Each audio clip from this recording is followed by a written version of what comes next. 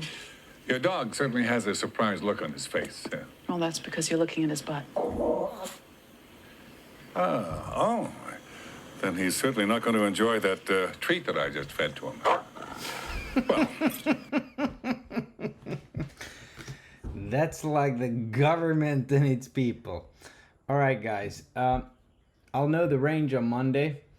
For next week, we got a pretty interesting setup where we got a early high on Monday, but we have a possibility to rally. So I would not be surprised if we go for a double top.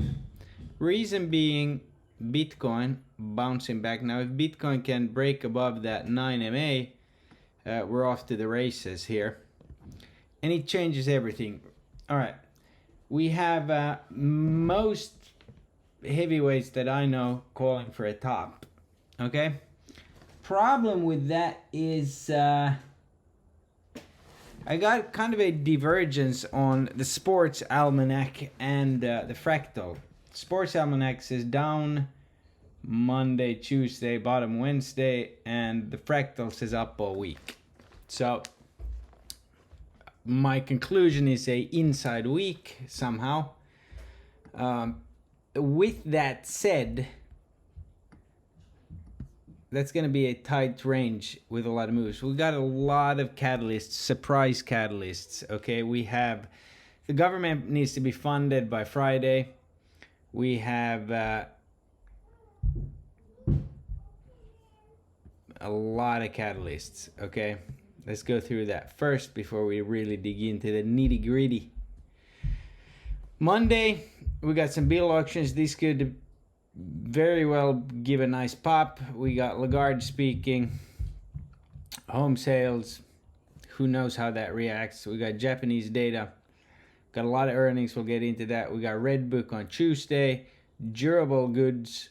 Okay, pre-market. We got Fed Bar.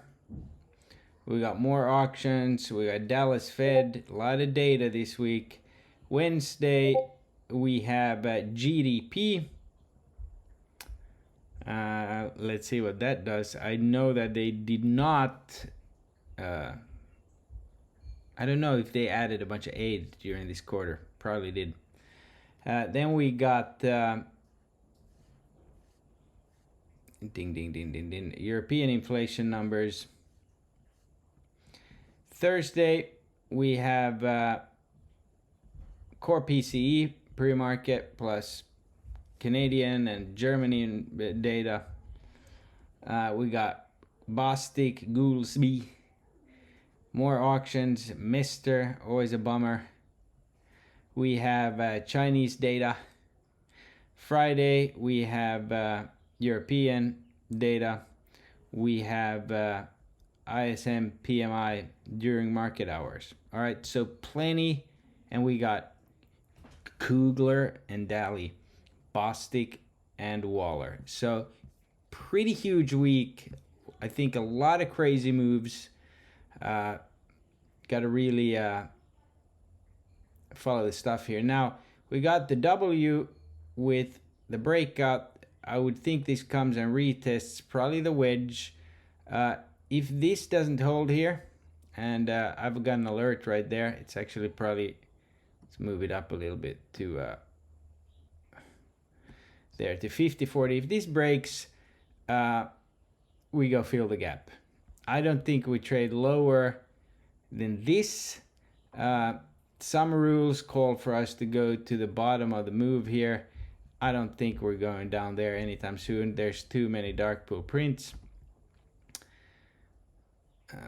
Here you can see there's plenty of dark pool right here in the 500 area. Dark pool sells up there. I don't know the range yet, but I imagine it being the gap and possibly 515. So for Monday, I got early high, might rally. Okay. Tuesday, I got early high as well. Wednesday, I got early low. And the early low pattern is usually, we got the IB session, we dip a little and high in the final hour. Thursday early high, and Friday early low. So Wednesday and Friday looking the same. Monday, Tuesday, Thursday looking the same. So let's keep a track on that, because on Friday we had early high, and what did we get early high, right? And by that I mean high right there, and then never regained the bottom of the IB session. Thursday we had early low with high in the final hour, and we got that. So this is the early low pattern. This is the early high. Now if we lose this on Monday, there's plenty of levels here and here where we can bounce, and obviously the mega wedge, which ends on Tuesday. So past Tuesday, no idea exactly what's gonna happen yet. With that said,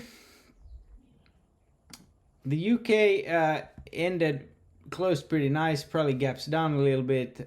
Keep an eye on China this week. Can they keep this going? That was a nice retest here. BABA might be in play for a inverted. If they push a little higher and come back down, maybe end of week or next week we start playing BABA calls, because to me this now looks like a inverted head and shoulders forming on the daily. And then let's keep an eye on these crypto names here. That is 1, 2, 3, 4, 5, 6, 7, 8, 9, 10, 11 days in the same range. And which brings me to Riot. We can play Riot as a sympathy. However, I'm more interested in Mara. Why? Well, Mara has earnings, and I'm thinking those earnings are going to be pretty good. Now, if we look back, it's not the biggest earnings mover, but we could catch, I mean, this looks like an inverted head and shoulders here. Could come back end of week to 30. So we're going to be playing Mara or a Riot sympathy play on that. So I'm gonna write that down, trying to take some notes here myself. All right, let's get over to the exciting stuff. There. Oh, jeez. Come on, man. Where did it go? Here it is. All right. This week, it's all about this, in my opinion. I'm going to be playing Unity. Now, I don't know which way the move is. I'm going to be looking at, not the most awesome company, but I would think with all these tech gains, it's been pretty beaten up. I think it's got a potential upside move. As well, might look at Zoom. But the ones that really interest me is Unity, playing a Home Depot sympathy move to Lowe's. Home Depot had good earnings and then kind of a delayed move.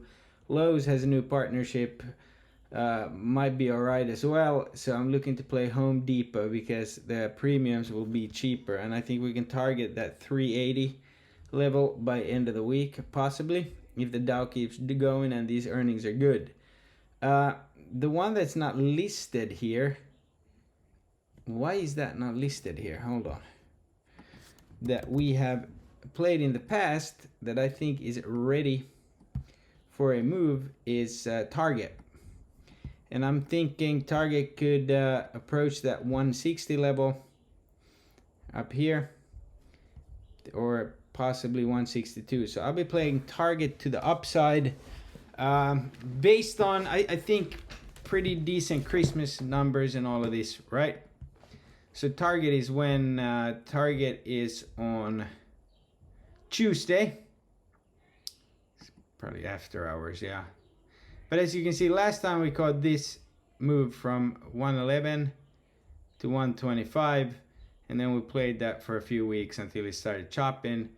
I think that if it does it again, it'll come back into this area where it should be, before, where it spent a lot of time after that major drop. So definitely playing Target this week. And I mean, if these move, you know, you don't have to put a lot of money. We saw that last week with Zscaler that gave 4,460%. So we'll get to that. But anyway, Mara. Then you got Snowflakes and Salesforce. These are obviously, these usually move $10, and you got AI as well. AI, kind of same type of setup as Unity, same type of you know, quote unquote shitty stock. I mean, here you can see that was a good earnings, gap down. That was a good earnings, gap down. This was a good earnings, gapped up. So you've seen there's no rhyme or reason to these earnings. I would think, just where it's based, I would think this has an upward move. Obviously can go all the way down to here. You know what I mean? Like this acts pretty wacky on earnings, but we'll take some lottos, okay? And then Zscaler, as far as Zscaler, this is Snow also. I mean, Snow has chugged up, but it also still has that gap, and I'm thinking we target that gap. I really like the Stow here. So we're gonna be playing Snow. So a lot of earnings lottos this week. The the tactic is to, in the end, come out green. Oh, I went black for a little bit. All of them probably will not hit, but you know, let's have some fun, shall we? And then this SOUN. Now, why SOUN? Well, NVIDIA has taken stake in it, and the potential here for a guidance to the upside is absolutely massive. Sure, it had that, but like, look, let's go back a little bit more. Do you guys see what I'm seeing? If it takes out this 4-5 level here, I mean, sky's the limit here. So I'm gonna be playing that, definitely. There's a lot of good, you know, we don't have to hit all of these, we won't, but some of these could be pretty decent in my opinion. Do I want to play Beyond Meat? Probably not. I have no idea what they've been up to. Ask Double J and Doug about that. So that's what I'm looking at. I won't be playing AMC either. Like, no, maybe Baidu, probably. It's probably been beaten down, or did it rally last week? Let me look.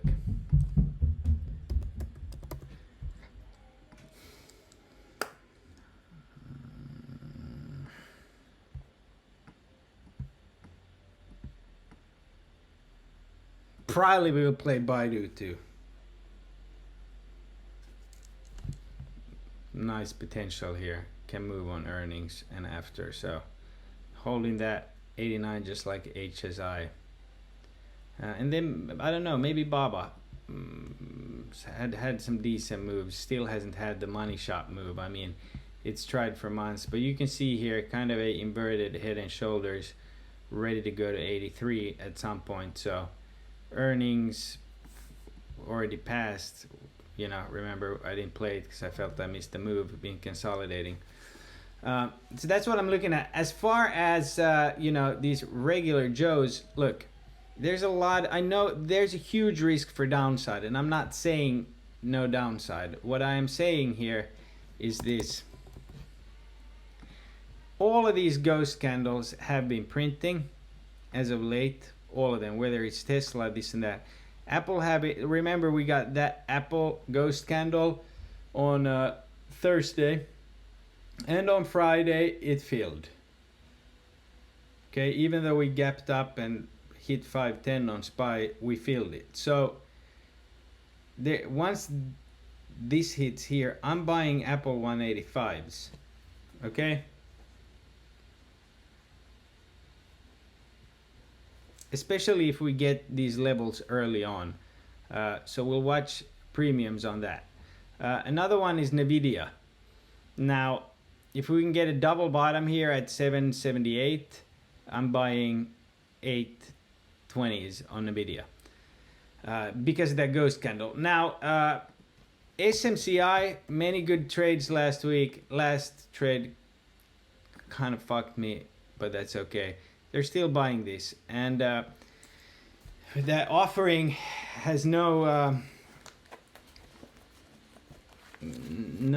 interest on those 1,300 options for 2029. So with this type of buying here, let's keep an eye on this. I don't think this chip sector does it need to consolidate and cool off after last week? Yes, but that's why we're gonna play SOUN and stuff like that. As far as SPY, there's still dark pool going into this, and QQQ, you know, can the top be in? Yeah, but we also, you know, at the end of the day, let's be realistic here. We hit my price target for SPY, and we held it, that 507. We held it into close, so that is very bullish. Can we go down and start filling gaps and shit like that? Yes. That's the wrong SPY. Jesus Christ. There we go. You know, that MACD hourly, once we come down a little bit and start curling up, if that is Wednesday, I'm gonna do the move again where I long heavy at the money. It's given me anywhere between 250 and 430% 4 weeks in a row. Going for week 5, obviously you got the 1 hour, you know, coming down there, so a couple of days of chop, maybe a double top, come down, test that 504.40 dark pool print level again, maybe even this volume shelf. I don't know, we'll see the gap, the range. Another one that I don't think is done before the top is in is Meta. Now look how far above the daily 9 it is and how it's held here. It's still flagging. Can it see 500? Yes. When? Who knows? So a lot of possible plays for next week. As far as Zscaler, this dark pool setup I see on it is very interesting. Now they're buying the dip after that horrible Pan W monster drop. They bought it up. The higher they buy it, if we can even see like 446 into earnings, I'm buying puts on Zscaler again, because I can afford it with winnings, and I'd be very surprised if it just gaps up and flies on Pan W did what it did. So I also want to say, as far as the IWM, we have a pretty bearish week, but yeah, you can see here, I mean, it's either going to go fill that gap or start heading down here, so, or definitely there. So I'm going to be playing some putties on these. Can this go against me? Absolutely. Zscaler might completely guide different, have a different setup than Pan W, but regardless. Now, as far as Unity, I don't know if I went over Unity yet. Very risky. I mean, I'm almost just looking at the chart here. It doesn't have the, it's kind of broken down from making a inverted head and shoulders, but could still be saved. Would I be surprised if it heads down here? No. I mean, you saw what UPST did. IWM has a pretty bearish week coming in seasonally, but again, everything seasonal needs to be taken with a grain of salt when we have this chips mania going on. Namo, let's check that here at the end. Because as you see here, the Dow can still go higher. I mean, these can go up to the high 80s on the RSI. It's at 66, and that might cross to the upside. That's why there's a big chance that we go higher before we start chopping. Remember last year, April, we were range bound for 42 days. Now, as far as the Namo, this has crossed down, and it looks like this wants to come down, but the RSI is at 50. This has room to go. Is this a great candidate for a double top here? Yes. Do I think we absolutely drill? No. Can we go down to the 9? Sure. Is it time to start really looking for puts when we break SPX 5000? Yes. But I mean, what's changed? Just saying. And another one, obviously, that we will be looking heavily at this week is DWAC, and going into DWAC Super Tuesday. We got South Carolina today, so that's the only thing I swung. Hopefully this challenges this high early on Monday and then consolidates, and with Super Tuesday we break to a new level. With that said, we've had amazing weeks back to back here. I've kind of messed up both Fridays. That's okay. Still green, just got to remember it and move past. Shit happens always. Make sure you don't get screwed up, and I can't wait for next week. We're gonna go into it. I got 2 more weeks before daylight saving, when I'm gonna have the pleasure of starting to get up at 3:30. So I'll be taking a for those of you who've been with us for a while, I'll be starting to take a 1-hour break in the middle of the day once we do that. But plenty of setups, absolutely action-packed week with earnings, and we're gonna try to catch that SPY move again. We got data. Haven't had a lot of crazy news. Obviously, we got a little bit of an appetizer with another weather balloon after hours on Fridays. Full moon on Friday. Sure enough, we caught that full moon rally. It's been good, and we're gonna continue to do our thing and try to do as best as we can. All right, guys. And what I still wanted to say is, you can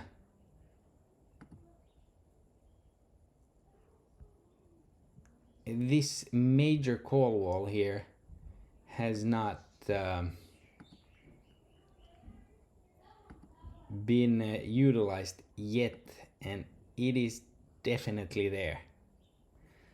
So something to keep in mind. Let's just check, cover all bases here. Major up volume there in on close on the BOLD into close. So forget continuation on this Monday we rally. All right, guys, with that said, can't wait for next week. We're gonna kick ass, and keep an eye on the banks, obviously, when you trade. We're coming up on the anniversary. I know that there's a lot of talk of Zuckerberg and Bezos and Jamie Dimon. This is Jamie Dimon's cell here, if you're wondering. That's what that is. He's 150 millis. I don't think it's, doomsday. I'm sure you read the news that Bezos is investing in this AI robot that's gonna, he's gonna buy that and never have payroll again. So keep that in mind. I keep bringing up AI. It's not the internet bubble. It's not fucking Cisco. It will take over the world, whether we like it or not. All right, guys. God bless.